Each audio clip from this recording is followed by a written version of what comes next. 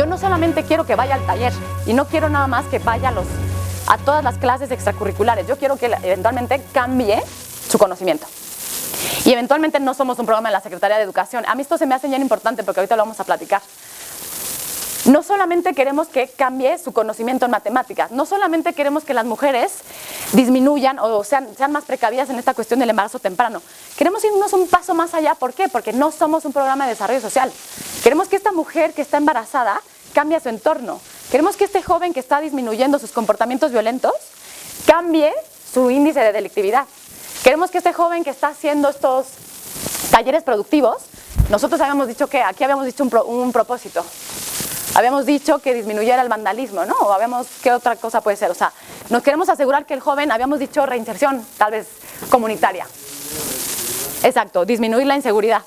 Entonces, por eso es bien importante que lo piensen, porque en este mundo del impacto no podemos nosotros hablar solamente, que es algo bien importante, de jóvenes que ya no están consumiendo drogas, o sea, de cambios individuales. Siempre hablamos de cambios individuales acá. Después de ese cambio individual, nosotros ¿qué generamos a nivel del cambio? Y podría ser también del joven, o de la familia, o de la comunidad, o del centro donde está trabajando. Entonces, imagínense que aquí dijimos, ok, los jóvenes están iniciando nuestros talleres productivos. Ya en resultados intermedios estamos hablando del cambio en el comportamiento. Entonces, aquí podríamos decir, los jóvenes que inician, terminan, ¿no? Entonces, aquí nos importa, obviamente, porque tú no puedes decir, sí, yo tengo a 1000 jóvenes capacitados. Bueno, pero ¿cuántos de esos terminaron? Hicieron talleres de 100 horas, ¿cuántos de esos terminaron las 100 horas? Entonces aquí podría poner, los jóvenes terminan los talleres. Porque si se fijan, o sea, de que yo empecé un taller a que terminé, sí está habiendo un cambio de comportamiento. O sea, ustedes, si no les hubieran gustado los conocimientos de estos días, se hubieran ido. Y hubiera sido un indicador completamente diferente el número de personas que vinieron ayer al número de personas que vinieron hoy. Entonces, por suerte, quiero pensar que hoy el día de la tasa de retención es más o menos del 100%, del 101%, porque vino más gente. En nivel de resultados finales, ya estamos hablando de, ok, yo quiero que el joven termine, pero ahí yo me puedo poner de abogada del diablo y les puedo decir, oigan, el joven terminó, pero fue porque su mamá le pasó una lana para que terminara los talleres. No le importaba, entonces ahí como que la mamá lo sobornó y dijo, yo quiero que tú termines. Entonces tenemos que empezar a medir, les dije 4 cosas, recuérdenmelas.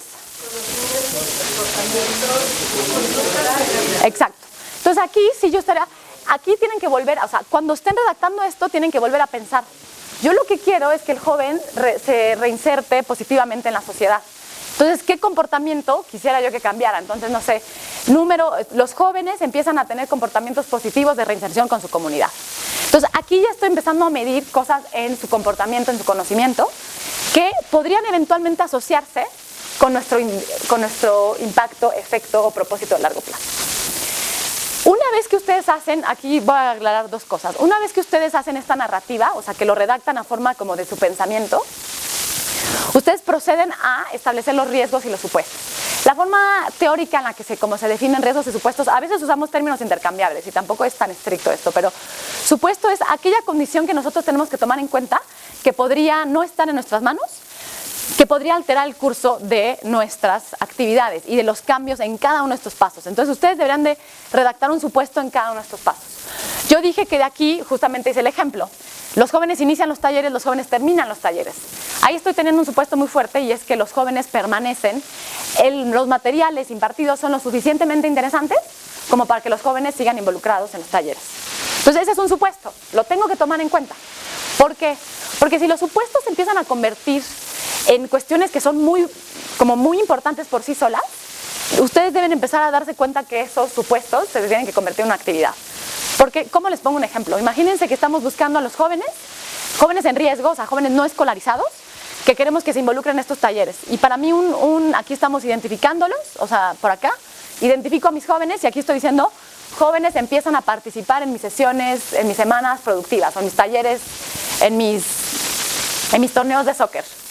Y yo digo, bueno, mi supuesto ahí es obviamente que yo identifiqué a los jóvenes en riesgo. Pero pues eso puede ser un supuesto tan fuerte porque puede ser que los jóvenes que están yendo son los jóvenes que trajeron sus mamás. Entonces es un supuesto tan fuerte que eventualmente se tiene que convertir en una actividad, o sea, se tiene que convertir en algo que ustedes, las personas, o sea, los miembros de la comunidad en conjunto con la policía comunitaria van a buscar a los jóvenes. Porque si no, no vas a lograr tus objetivos. Entonces, si el supuesto por sí solo es demasiado fuerte, probablemente tenga que convertirse en una actividad que ustedes le deben dar seguimiento. que tengan los riesgos y supuestos, vamos a empezar a hablar de los indicadores. Pero aquí, una cosa más que les quiero explicar. Imagínense que tenemos una línea imaginaria de aquí entre las necesidades y los productos. La parte de acá, o sea, la parte de la izquierda de la teoría de cambio, es una parte en donde nosotros tenemos control. O sea, nosotros implementadores, nosotros que le estamos dando seguimiento en campo, tenemos 100% del control, prácticamente. ¿Por qué? Porque yo sé cuántos, o sea, yo tengo a mis operadores en campo, yo les puedo llamar y yo sé a cuántos jóvenes están llegando, yo sé cuántos centros se están recuperando, yo sé cuántos litros de pintura se están gastando.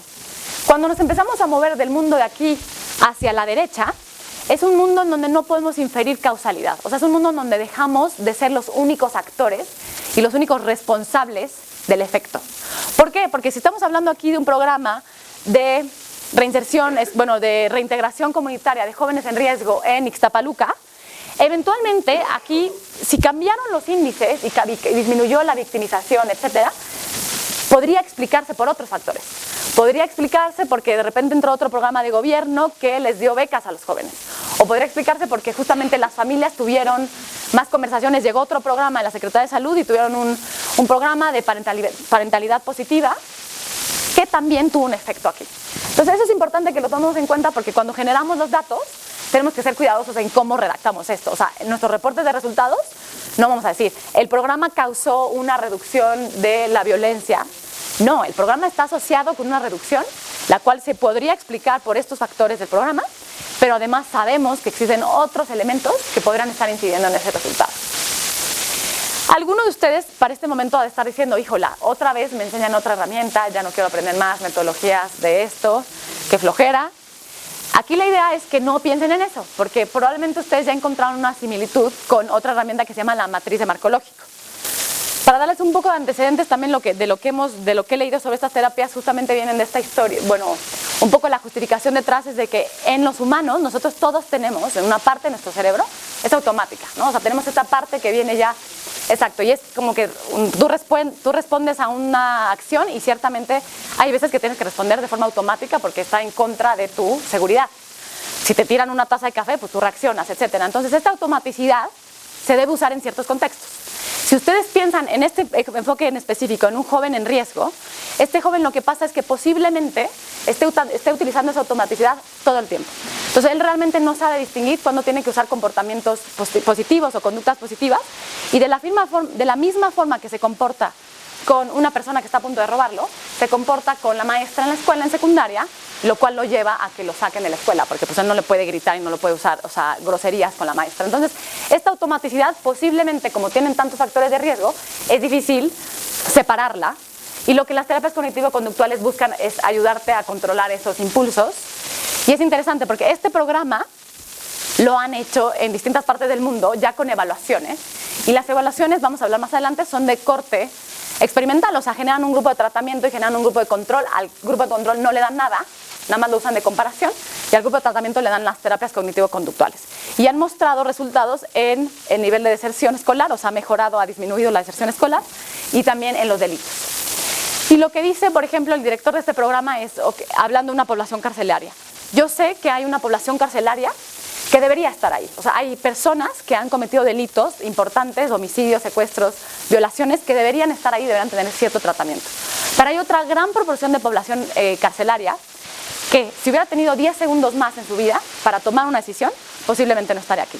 Entonces esto justamente te habla de cómo si tú pudieras controlar un impulso, pues algo, o sea, como tus emociones, y pues yo que nos pasa a todos, independientemente de factores de riesgo o no, podrías haber tenido un outcome completamente distinto. Entonces imagínense que tenemos este programa, lo vamos a ver más adelante, y aquí acuérdense, el primer paso es identificar. Yo sé que hay un problema de delitos y sé que hay un problema de deserción escolar. Yo lo que quiero es reducir los delitos y reducir la deserción escolar. Como yo sé que hay ese problema, o sea, bueno, yo quiero llegar a ese resultado porque sé que hay un problema. Entonces yo sé que los jóvenes están presentando comportamientos violentos. Aquí le agregaría una parte de que sé que hay una alta tasa de deserción escolar porque la evidencia me lo está mostrando. ¿Y qué voy a hacer? Voy a hacer terapias cognitivo-conductuales para jóvenes en riesgo. Lo primero que tengo que hacer es preparar el material de capacitación para las terapias y capacitar al personal, porque posiblemente yo no tenga que usar a los mismos psicólogos que hacen psicoanálisis, tengo que darles una capacitación especial en terapia cognitivo-conductual. A nivel de producto ya estamos hablando de las terapias cognitivo-conductuales implementadas, y que los jóvenes ya empiezan estas terapias cognitivo-conductuales.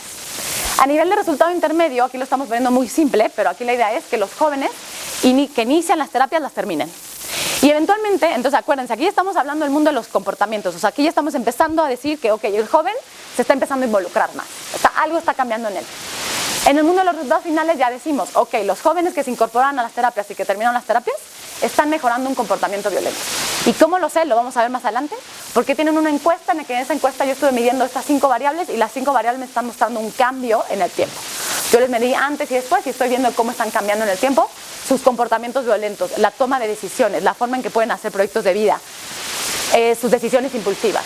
Y eventualmente yo diría, ok, estamos notando una reducción de delitos en los jóvenes que también mostraron un comportamiento, una disminución en el comportamiento negativo, impulsivo. Entonces, de esta forma nosotros ya estamos pensando en esta lógica causal de cada paso, cómo estamos llegando a un efecto esperado. Aquí nada más pusimos supuestos y riesgos de forma muy general.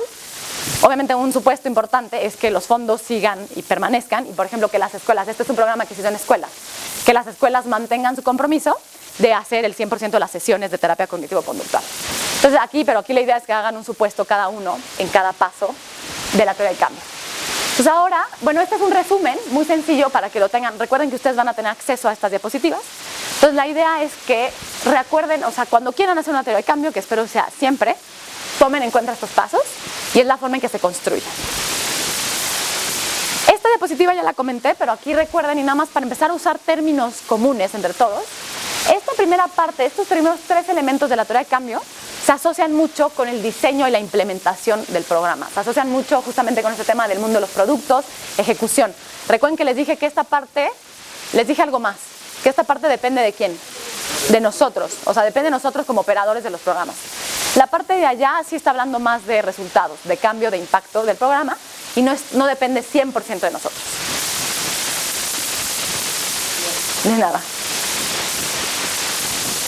Ahora, vamos a hacer la primera dinámica. La idea es que se dividan en grupos de 2 o 3 personas. Si son un poco más, pueden ser más, pero la idea es que se dividan entre 3 personas más o menos. Que usen esta diapositiva que ustedes ya tienen impresa en sus folders y que piensen en una teoría de cambio. Si alguno del equipo, o sea, si ustedes ya trabajan juntos, pues probablemente ya conozcan una intervención. Si no, vale la pena que la intervención que conozcan, si los demás no la conocen, que la expliquen. Y aquí lo que tienen que hacer es, sigan los pasos que les comenté. Primero tienen que platicarse su intervención, escoger la intervención. Después piensan en el propósito de esa intervención a largo plazo. Antes empiezan a hablar de las necesidades y ya después se siguen de la izquierda hacia la derecha. Si les da tiempo, también vale la pena que empiecen a poner supuestos. Y recuerden, no estamos hablando de indicadores. Aquí no quiero ver número de o proporción de. Aquí estamos hablando de la narrativa, de cómo explicarían su programa a su mamá o a alguien de una forma muy simple y muy causal. Entonces son las 10:30. Tomémonos 10 minutos. O sea, va a ser poco tiempo, pero es para que tengan una primera aproximación. Necesitan el acompañamiento de psiquiatría infantil, consultas. Escolar, como un problema, el resultado que piensan medir, porque en el resultado intermedio ustedes podrían estar teniendo un cambio. Van a poder seguir haciendo sus teorías de cambio. O sea, yo sé que este tiempo es nada más la primera discusión, como la primera ronda de discusiones, pero les quiero dar una como pista más, o sea, un nivel adicional de información que eventualmente les permita volver a su teoría de cambio. Porque recuerden que tenemos que, o sea, desafortunadamente no solamente les puedo hablar de teoría de cambio, porque esto nos podría tomar toda una discusión, pero tenemos que verla siempre desde el lado del monitoreo y cómo les está funcionando. Entonces, se me hace muy importante que recordemos, les voy a empezar ahora sí a hablar como de pasos. Entonces, nosotros acabamos de hacer un paso 1, que fue, no estamos pensando en monitoreo todavía, estamos pensando en la teoría de nuestro programa, estamos pensando en qué tan sólido es nuestra hipótesis de cambio y qué queremos hacer. Entonces, ese fue el primer paso y ese es el primer paso más importante. Es como le decía a otro grupo, probablemente ustedes en la escuela les pedían hacer un documento de investigación y de repente ponían, lo primero que hacían por las prisas o sin pensar es, arrojaban toda la información que conocían, así, lo que fuera, ya se ponen a tipear sin ni siquiera realmente pensar. Y de repente terminan con 30 páginas y se les olvida que su maestro les pidió 3 páginas. Entonces tienen que empezar a cortar información y dicen, híjola, ¿por qué no hice un índice? ¿Por qué no me detuve a pensar realmente por dónde iba a abordar el problema? Y eso realmente les salva mucho tema, entonces, mucho tiempo y muchos recursos. Es exactamente lo mismo con la teoría de cambio y el monitoreo. No piensen, o sea, realmente a mí me importa mucho que entiendan que cuando estemos hablando de monitoreo no tienen que pensar inmediatamente en la línea de base. Es indispensable, pero antes de que piensen en la línea de base y antes de que piensen en la encuesta, piensen en por qué van a medir en esa encuesta y por qué quieren medir esas 5 variables o esas 15 indicadores o esos 50 indicadores.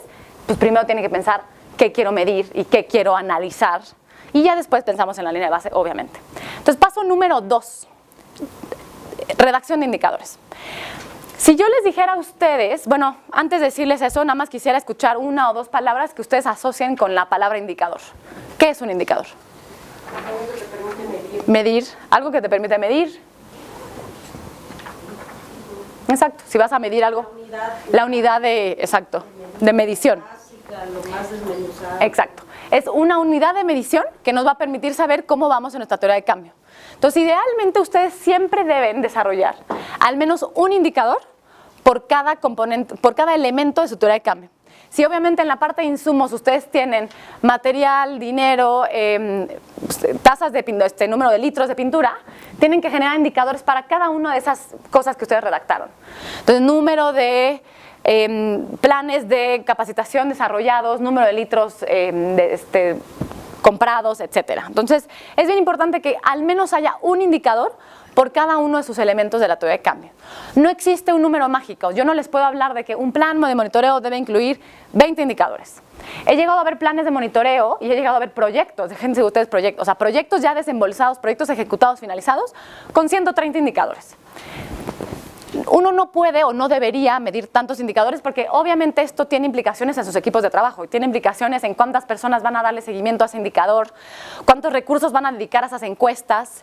Entonces uno no debe ser cuidadoso en cuántos indicadores usa. Se vale que cuando ustedes estén pensando en su teoría de cambio, empiecen a pensar en tantos indicadores y los redacten y los pongan en papel.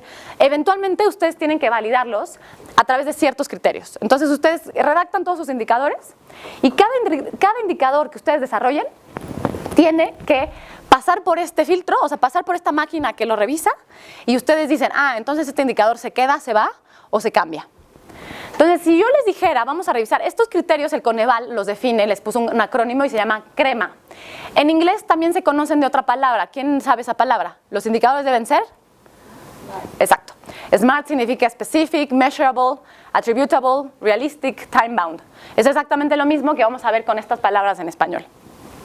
Entonces, si yo les preguntara, para revisar estos criterios, un primer indicador que me hable del porcentaje de satisfacción con la democracia, ¿que este indicador es claro?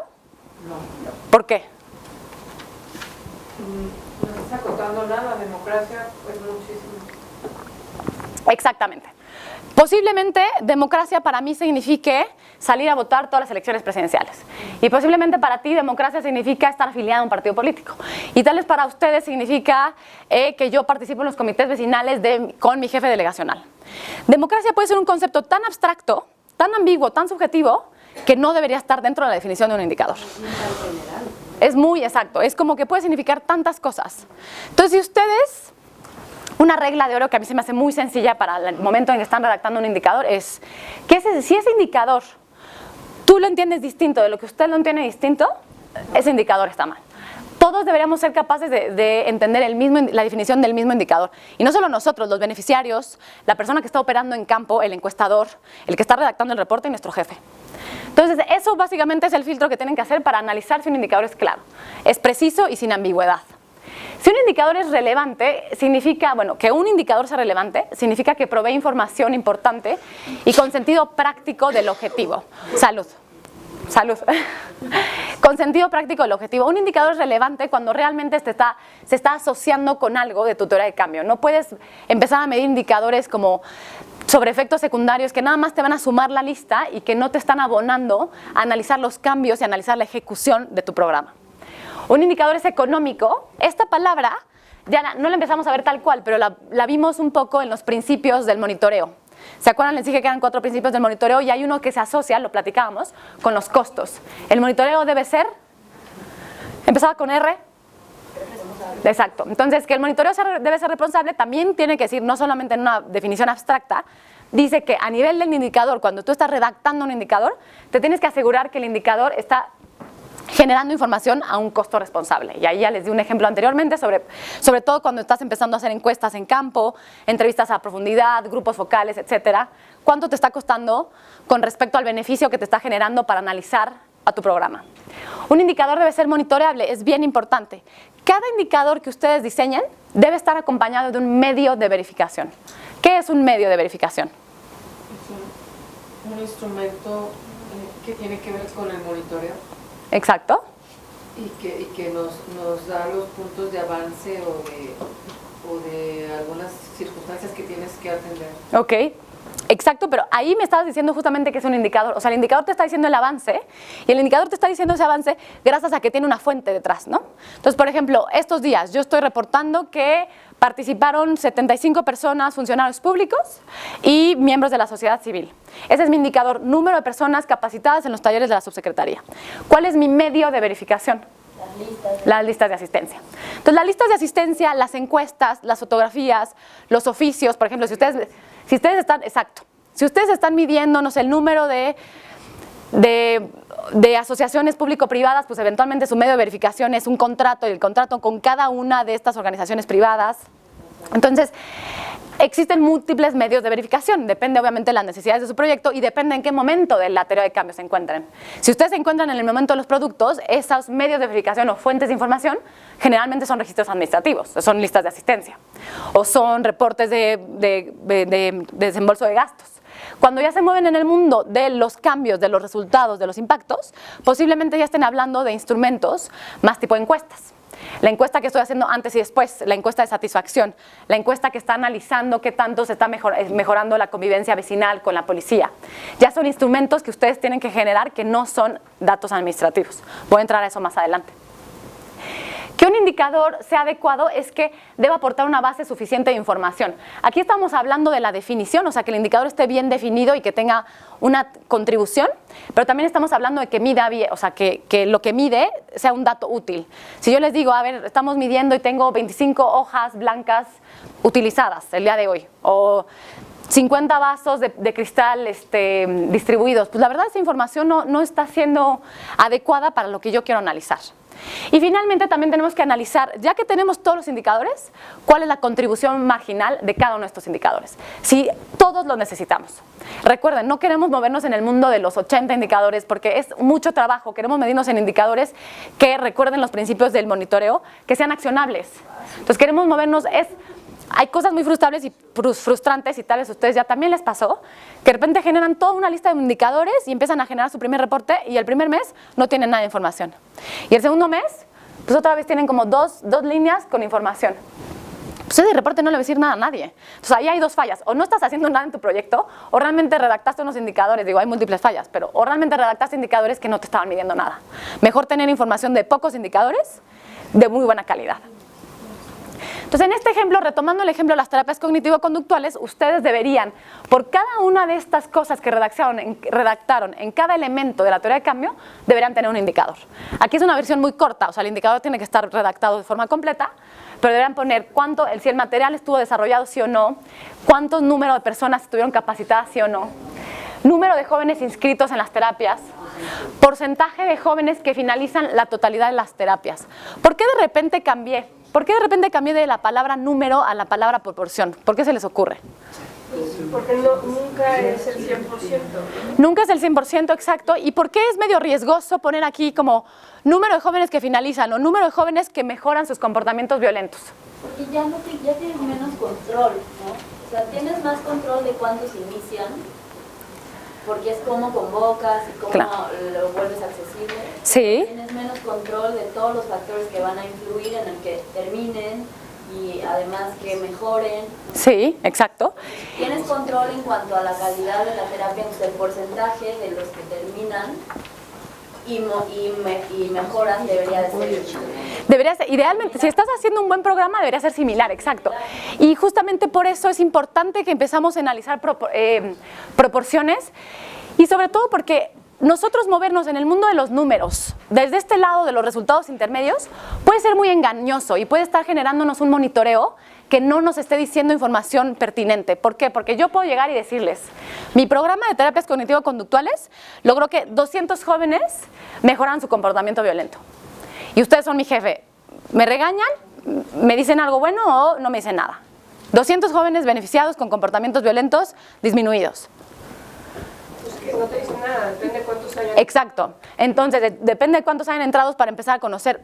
Pudieron haber sido 2.000 jóvenes, mi población objetivo, y yo pude haber tenido evidencia para saber que yo tenía que beneficiar a 2.000 jóvenes, y estamos hablando del 10%. Estamos hablando del 10% de jóvenes que mejoran sus comportamientos. Obviamente esto tiene bemoles, ¿no? O sea, podría ser que el programa es súper ambicioso, etcétera, pero a lo que voy aquí importante y la reflexión es, ustedes tienen solamente 200 jóvenes, si no hablan de la proporción, ustedes tampoco me están diciendo de cuánto ha ido siendo el avance relativo.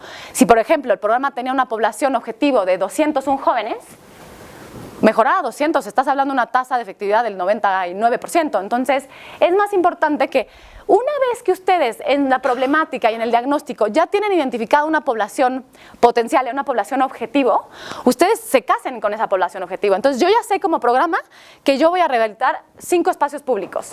Y de esos 5 espacios públicos, yo ya sé que a 4 les incorporé a los jóvenes.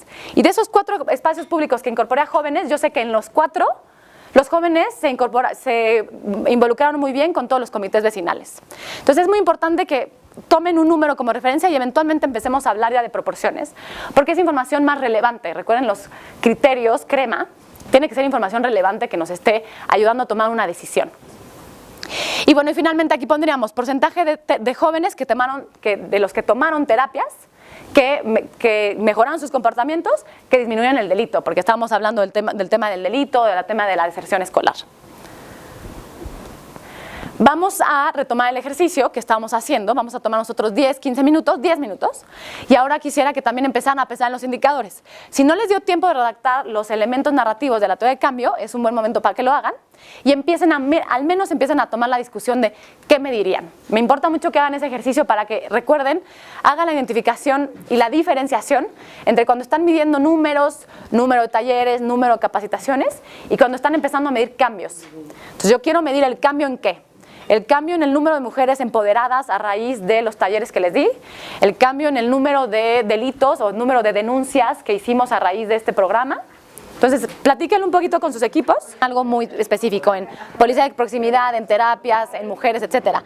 Uno puede empezar a hacer una teoría de cambio que obviamente se le añaden componentes, ¿no? Entonces es el componente, si ya lo estás hablando a nivel de centro de prevención o ya lo estás hablando a nivel de subdirección, o sea, también se puede hacer una teoría de cambio a nivel de la institución. Información del sistema monitoreo a sobresalir sobre los demás. Sí. Acoplarlo a lo que necesitan, a lo que ya están los datos, exacto. Es una hora de evaluación. En dos condiciones. Me gustaría frenar porque todavía tenemos como unos 20 minutos más de monitoreo y me gustaría que ahora sí aprovechemos y que una persona de un equipo en 2-3 minutos nos platique su teoría de cambio y si da tiempo que también nos cuente de algunos de sus indicadores. ¿Quién le gustaría contarnos a qué llegó? Ajá, que ahí ya también tendría que ver con una cifra ya real de cuántos, por ejemplo, 300 padres atendidos, claro. 600 niños atendidos de nivel preescolar, se atendieron a todas las escuelas del municipio, se capacitaron a 200 profesores. Productos, eso de capacitaros, exacto, eso que está perfecto son los indicadores, ¿no? Ese perfecto va a productos y el otro el de asistencia a resultados, ¿ok? ¿Y resultado final qué pusieron? Pues el resultado final también sería como los niños que fueron canalizados a atención psicológica que presentaban violencia sexual infantil. Okay. El aumento en las denuncias, que también es uno de los productos que quiere llegar a una mayor cifra de visibilización de denuncias, y de procesos respecto a las personas que son infractoras de este delito sexual. Perfecto. El único que aquí sería debatible, y es un indicador muy importante, yo nada más debato en dónde debería ir, es por ejemplo el tema de las denuncias. Lo empezamos a meter en el mundo de los resultados finales, porque sí es un indicador bien importante, nada más tenemos que analizar un poco la teoría de cambio y sobre todo analizar la unidad de análisis de ese indicador, porque ahí estamos hablando de número de denuncias. O sea, yo podría llegar y decir, oye, pues aumentó el número de denuncias, pero pues siempre fue de la misma familia o solo fue de la misma escuela. Entonces yo no estoy analizando realmente ahí, si yo quería cambiar el abuso sexual, ¿cómo cambio ese comportamiento? El cual se asocia bastante con el indicador que usted dijo, que es más bien cómo las familias realmente están empezando a transmitir este conocimiento. Entonces ahí sí estaríamos hablando más bien de un cambio de comportamiento a raíz de los talleres. El de las denuncias es bien importante, yo nada más los bajaría un poco de nivel, porque es un driver de algo. Sí, nada más que el número de denuncias es un indicador que se va a medir al final. En un inicio del programa no se tienen las denuncias reales. Claro, eso es cierto. O sea, de 10, se sabe, nosotros sabemos que hay presencia de abuso sexual infantil, pero con las personas que han sido testimonio de eso, que se han acercado a nosotros, pero que en realidad cuando tú les preguntas, no se denunció. Claro, y es importante porque no hay cultura de la denuncia en esta temática por el invisibilizado y el desconocimiento que hay en la población. Entonces ahí sería muy interesante, por ejemplo, complementar ese indicador. Estamos hablando del número de denuncias, pero también eventualmente quisiéramos, en la encuesta que vamos a hacer sobre el nivel de concientización, agregar una pregunta que diga, ¿usted ahora qué tan confiado se siente para hacer una denuncia? Que normalmente eso también se hace cuando estamos hablando de temas de seguridad, ¿no? O sea, me están metiendo el número de delitos, pero también están metiendo el de percepción de inseguridad, porque para poderlo comparar desde el lado desde el lado de la acción y desde el lado del comportamiento. Sí, y un poco más allá de la seguridad que pudiera, bueno, respecto a la pregunta que propones, más allá de decir qué tan seguro te sientes o no de denunciar, tiene que ver en el caso de Huimilpan con que muchas veces las personas igual tienen conocimiento de un niño que sufre este abuso sexual, pero no sabe qué hacer. No sabe si decirle a un oficial de policía, no sabe a qué instancia ir, no sabe a dónde ir, no sabe el proceso legal. Perfecto, me gusta ese nivel de debate porque entonces tal vez el indicador más bien es el nivel del conocimiento y si ya sabes a qué dependencia tienes que acudir. Perfecto. Ahí dos variables diferentes respecto al nivel de denuncia que hay en Huimilpan. Sí, exacto. Durante el proceso de este programa o de esta teoría de cambio, uno de los indicadores que sí nos sirve para medir es, por ejemplo, la presencia de migración de las familias. Si tienes 10 familias y de esas 10 familias 8 son migrantes y nada más tienen la presencia de la mamá. Entonces eso nos da una noción real de cuántos van a ser los padres que se van a capacitar y cuál es el alcance de esas capacitaciones. Y sí, es que ella tenía la mano alzada también, ¿no? ¿O no? ¿Sí? ¿Ah, no? Sí, sí, y nada más, un minuto más y seguimos. El propósito o el impacto que las compañeras quieren generar en Huimilpan es capacitar a los papás la noción ya para que haya más índice de denuncias y que haya más apertura. Como me lo platicaste, la primera parte que me platicaste fue el objetivo es capacitar. El objetivo, yo voy a capacitar para llegar a un objetivo. Exacto. Que fue lo que empezaste a decir al final, ¿no? O sea, ya de cambiar. Exacto. Pero más o menos va por ahí. Un completo, si la idea de la noción del monitoreo todavía más completa. Entonces yo les dije de un primer paso. Hablamos de un primer paso que era, ¿qué hicimos hoy? El primer ejercicio que hicieron. Exacto. O sea, entonces el primer ejercicio es vamos a pensar antes de escribir, vamos a pensar antes de hacer nuestro plan de monitoreo, vamos a hacer una teoría de cambio, vamos a hacer un marco lógico.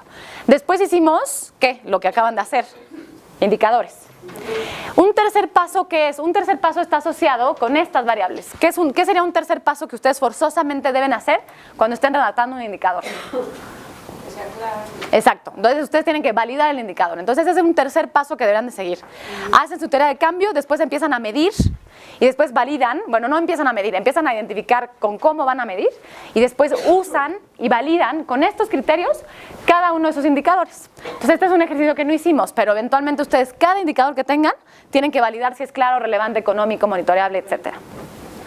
Cuarto paso. Una vez que ustedes ya se sienten comprometidos, ya validaron sus indicadores, ya están seguros que van a medir sus objetivos, sus resultados, sus insumos, etcétera, ustedes van a agregar información sobre las características del indicador. Entonces aquí lo que yo les propongo es que hagan fichas técnicas por cada indicador. Una ficha técnica es básicamente un pequeño recuadro con esta información. La información puede ser más amplia, pero yo les estoy poniendo la información que generalmente consideramos que es más relevante. Cada indicador debe incluir el nombre, que nosotros ya está validado, ¿no? Sabemos que ya está validado de acuerdo a los criterios CREMA. Después debe incluir un resumen narrativo o una definición. Esto es importante porque a pesar de que con los criterios CREMA estamos asegurándonos que el indicador no es subjetivo, eventualmente tenemos que definir de acuerdo a ciertos estándares de nuestro programa. Entonces, por ejemplo, si mi programa dice número de personas capacitadas en la subsecretaría, y esto es a nivel de producto, Para mí tal vez una capacitación significa que les haya dado menos, o sea, 8 horas o más de capacitación. Eventualmente para otro programa, capacitaciones que solamente hayan ido a 1 hora de capacitación.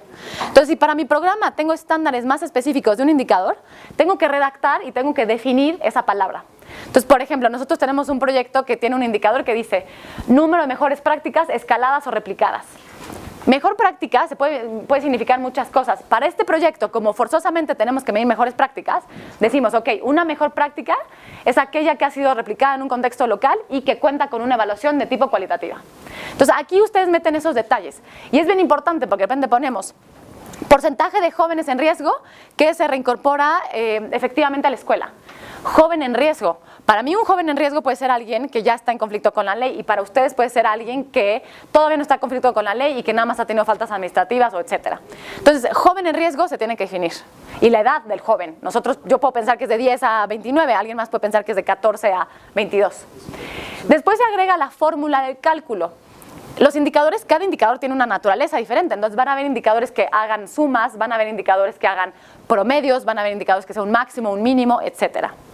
Después tienen que agregar la periodicidad. Esto es bien importante porque de aquí, después de hacer esta ficha, ustedes eventualmente pueden hacer un calendario muy sencillo y ustedes tienen que saber, de acuerdo a la teoría de cambio, a lo que están midiendo, cada cuánto van a medir ese indicador. Entonces, por ejemplo, si es algo de insumos, posiblemente lo tengan que hacer nada más cada vez que se baja el dinero, ¿no? Entonces, cada vez que se baja el dinero, aseguramos que capacitamos a estas personas y que para este centro comunitario le dimos los materiales, etcétera. Y a nivel de los cambios, tal vez es una encuesta que se hace una vez al año. Aquí tenemos que ser cuidadosos, o sea, si nosotros vamos a empezar a medir cambios, no vamos a gastarnos mucho dinero, recuerden los principios del monitoreo y los criterios crema, no vamos a hacer una encuesta pre-post al mes de haber empezado un proyecto. O sea, tal vez tenemos que ser cuidadosos en cada cuánto tenemos que hacer cada indicador, la periodicidad del indicador. Después los medios de verificación, ya hablamos de medios de verificación. Aquí los medios de verificación, hago un pequeño resumen, recordemos que hay dos grandes tipos de fuentes de información. Fuentes primarias y fuentes secundarias, y creo que ya lo vieron con Adriana, ¿no? Sí. ¿Cuál es la diferencia? Una es la que obtenemos nosotros, es la primaria y la secundaria es la que tiene el libro. Exacto, entonces aquí ustedes tienen que tener claro si el medio de verificación va a ser, por ejemplo, para su impacto, va a ser el dato que viene de los C4 sobre el número de denuncias, o el dato que viene sobre el número de homicidios, o el dato que viene sobre tipo de victimización, que es una fuente secundaria porque no la estamos generando nosotros, o si más bien va a venir de una encuesta de satisfacción que nosotros vamos a generar, que es una fuente primaria. O eventualmente también puede venir de datos cualitativos. Recuerden, ¿cuáles son tipos de datos cualitativos, de fuentes de información cualitativas? Grupos focales. Exacto, grupos focales, entrevistas a profundidad, observación directa, observación indirecta, entrevistas estructuradas, historias de vida, misiones a campo. Entonces aquí ustedes dicen, ¿yo con qué información voy a validar cada uno de mis indicadores? Y puede ser información, recordemos que en este mundo, en el de la prevención de la violencia, es muy importante que también usemos información cualitativa, o sea, que la complementemos. Y lo vamos a ver más adelante. Los supuestos es otra información que se puede también meter a nivel de indicador. O sea, ustedes tienen que decir, bueno, ok, si yo voy a darle seguimiento a esta población, eventualmente me tengo que asegurar que mis encuestadores estén, o sea, tal vez es una población que es una zona de mucho riesgo, con crimen organizado, bueno, que un supuesto es que los encuestadores, o una actividad que yo tengo que seguir es que los encuestadores estén facilitados y sepan cómo reaccionar en caso de una emergencia, ¿no? O el uso de perfiles para los capacitadores. Exacto, el uso de perfiles para los capacitadores y ese tipo de información que no se les debe olvidar, que es muy particular del indicador, no tanto de todo el programa, sino del indicador en específico. Este es nada más un ejemplo que ya más o menos platiqué. Entonces yo ya les comenté teoría de cambio, hacer el indicador, validar el indicador con criterios crema, hacer la ficha técnica del indicador y el último paso que quiero compartir con ustedes, que es muy importante y por eso lo puse como aparte, es el de establecer líneas base y establecer metas. Lo puse aparte porque realmente ustedes tienen que asegurarse que no están estableciendo metas y que no estamos redactando indicadores y ya de entrada están poniendo 50 familias beneficiadas. ¿De dónde salió ese 50? O 200 jóvenes que participan en mis talleres o en mis torneos de fútbol. Primero ustedes validan el indicador, después se aseguran de la fórmula, etcétera, etcétera, y ahí sí empiezan a calcular las metas. Hay dos formas de las cuales ustedes pueden empezar a calcular una meta de una forma más correcta. La primera puede ser, por ejemplo, a través de los registros históricos de un mismo programa. Si ustedes tienen un programa que ya está operando desde hace mucho tiempo, ustedes más o menos conocen cuáles han sido los logros en ejercicios anteriores. Entonces, ustedes más o menos saben que un centro comunitario puede beneficiar a 50 familias en situación de violencia, a 30 niños, etcétera. Ustedes de ahí es cuestión de hacer ciertos supuestos o no y decir, si el programa sigue con las mismas características, entonces voy a asumir que voy a beneficiar a la misma población. Entonces, mi meta de fin de año son 50 familias beneficiadas. La otra forma de hacerlo, si ustedes no tienen registros o si históricos o si es un programa nuevo, ustedes lo pueden hacer siempre revisando la evidencia que existe o siempre yendo a fuentes de información que hablen sobre programas similares. Entonces pueden levantar el teléfono y hacer algunas llamadas, pero un indicador, lo importante que tienen que entender es que una meta siempre se calcula, no se inventa, ¿no? O sea, como que ustedes tienen que asegurarse que existen ciertos supuestos y que existe cierto entendimiento del problema y hasta dónde quiero llegar. Porque no se trata que un programa diga, yo ya logré el 500% de mis metas, o de repente hiciste una meta súper ambiciosa y la verdad te quisiste ver como cambiando vidas y lo que tú tenías que hacer era realmente hacerte metas más alcanzables. Entonces se tiene que calcular. Las metas, además de que se establecen al final del proyecto, 500 jóvenes beneficiados, y normalmente eso se establece en las fichas de Pronapred, etcétera, es importante que también las desglosen, o sea, que también las metan a este tema de la periodicidad. Ahí es donde entra la parte bien importante del monitoreo. O sea, el monitoreo no llega al final y dice, ok, 500 personas beneficiadas. Tú tienes que asegurarte que cada año, cada semestre, estás llegando a esa meta. Entonces, por eso tienes que desagregar la meta. Yo dije que iba a llegar a 500 jóvenes, eso quiere decir que en 5 años, primer año voy a llegar a 100, otros 100, otros 100, otros 100. Si en algún momento tienes actividades más intensivas, eventualmente en el tercer año no son otros 100, son otros 120. Y eso es clave en el monitoreo, porque si no ustedes van a llegar tarde, o sea, van a llegar tarde al análisis de la ejecución y al análisis de todo el acompañamiento de los resultados. Las metas se agregan al final del proyecto, pero también inténtenlas desagregar de acuerdo a los periodos de recolección de información. Finalmente también te van a ayudar a darte una noción real de los resultados finales. Exacto. Si tienes una población de 100 personas y no nos atendiste a 5, pues en realidad Exacto. no va a ser significativo porque no estás Exacto. Interviniendo en la dinámica social. Exacto. Y lo que también es muy importante, que es lo que platicamos al principio, si de esos 100 tú ya hiciste tu desagregación y viste que tenías que beneficiar a 20 el primer año y nada más beneficiaste a 5, dices, oye, ¿qué está pasando? Tal vez la gente está pensando que yo soy un programa clientelista y no quieren venir. Entonces, por eso el monitoreo te da información en ese momento muy útil. Con esto, bueno, lo de las medios de verificación ya se los platiqué y lo de los grupos focales, o sea, estas fuentes de información ya se los comenté. ¿Cuál quieres? ¿Esta? Hay una más. No, nomás la anterior. ¿Esta? De nada. Entonces, con esta información que ya les pasé, imaginen que ustedes están listos para hacer el 80-90% de una actividad de monitoreo, de un plan de monitoreo. O sea, ustedes eventualmente todos estos conocimientos ya podrían pasarlos en papel. Si ustedes siguen esta estructura, o sea, realmente esto no es una receta y no es obligatorio, pero es ideal. Y si ustedes siguen estas instrucciones, eventualmente van a poder pasarlas a un Word. Eventualmente lo único que les hace falta es hacer un calendario con sus indicadores y cada momento en el que lo van a recolectar. Y están listos para empezar a ejecutar o empezar a revisar los planes que tienen hasta el momento. Ustedes pueden empezar a hacer planes desde cero a partir de este momento o pueden revisar la información que ya tienen. La idea es que realmente aprovechen esta información que les estamos dando para que puedan ver, porque son conocimientos muy valiosos, es información que les permite construir de una forma muy clara y sencilla cómo se hace el monitoreo y que el monitoreo, espero que estén de acuerdo conmigo en este momento de la conversación, que no es algo muy complejo, o sea que es algo que probablemente ustedes ya hacen y lo hacen muy bien, nada más tienen que siempre intentar hacerlo de forma estructurada, de forma sistemática, de forma periódica. Entonces con esto voy a terminar la parte de monitoreo, son las 11:30. Si quieren, me gustaría tomarnos nada más un minuto por si alguno de ustedes no tuvo oportunidad de pararse.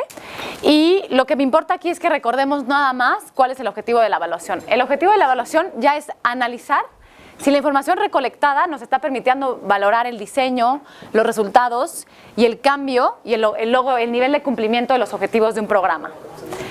Aquí me hace importante nada más retomar un tema que es el tomar decisiones informadas en evidencia. La evaluación nos ayuda a tomar decisiones informadas en evidencia. La evidencia proviene de las evaluaciones. Si yo les preguntara, si de repente nos fuéramos a otro campo y estuviéramos trabajando en temas de educación Y si yo les preguntara, oigan, hay un problema con los niños no están aprendiendo y reprueban los exámenes. Nosotros sabemos que es un problema real, PISA lo muestra, México reprueba siempre. Queremos mejorar las calificaciones de matemáticas de los niños. ¿Qué hacemos? ¿Qué puedo financiar para que mejoren las calificaciones de los niños, para que mejore el rendimiento escolar? ¿Qué se les ocurre? Cambiar las técnicas. Técnicas pedagógicas a nivel de intervención. Exacto, a nosotros apenas nos mandaron a un curso de ajedrez. Ajá. El ajedrez como parte de la enseñanza ahora en los niños y